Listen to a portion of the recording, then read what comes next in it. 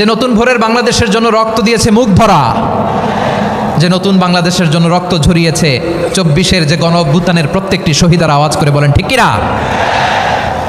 আল্লাহ তাআলা আমার দেশকে তুমি নিরাপদ করো, শান্তিময় করো, আমরা যেন স্বাধীন সার্বভৌম বাংলাদেশে মাথা উঁচু করে বিশ্ব দরবারে দাঁড়াতে পারি। আল্লাহ তুমি তৌফিক দান করো। আওয়াজ করে সবাই পড়ি আমিন। প্রিয় ভাইয়েরা, আমি আর কাল বিলম্ব না করে আসুন সরাসরি মহাবিশ্বের মহাগ্রন্থ আল কোরআন আল কারীমের তাফসীর শুনি। আমি আজকের এই চমৎকার রজনীতে আলোচনা করবার জন্য সূরাতুল আহজাবের 45-46 এই দুটি আয়াতকে চুজ করেছি। এই দুটি আয়াতের আলোকে কিছু কথা আপনাদের সাথে শেয়ার করব। আওয়াজ করে পড়ুন ইনশাআল্লাহ। তার আগে আসুন একটু দেখে নিই আপনারা কে কোথা থেকে এসেছেন। আপনারা সুনামগঞ্জ জেলা থেকে কারা কারা এসেছেন দেখি। সুনামগঞ্জ,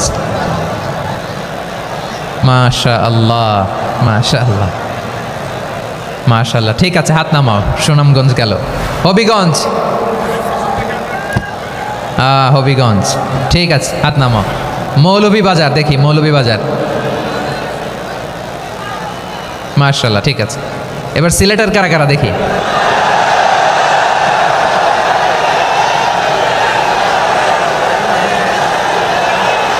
মাশাআল্লাহ মাশাআল্লাহ, বক্কা বক্কা, ঠিক আছে ঠিক আছে, মাশাআল্লাহ মাশাআল্লাহ, I like it, I love it, মাশাআল্লাহ। সুনামগঞ্জ, হবিগঞ্জ, মৌলভীবাজার, সিলেটের এই 4 জেলার বাইরে থেকে কারা কারা আসছেন দেখি। মাশাআল্লাহ, অন্যান্য অনেক জেলা থেকে আমার বাইরে এসেছে, মাশাআল্লাহ। আল্লাহ সবাইকে কবুল করুক। আজকের এই প্রোগ্রামকে, এই তাফসীরুল কোরআন মাহফিলকে আমাদের নাজাতের ওসিলা বানাক।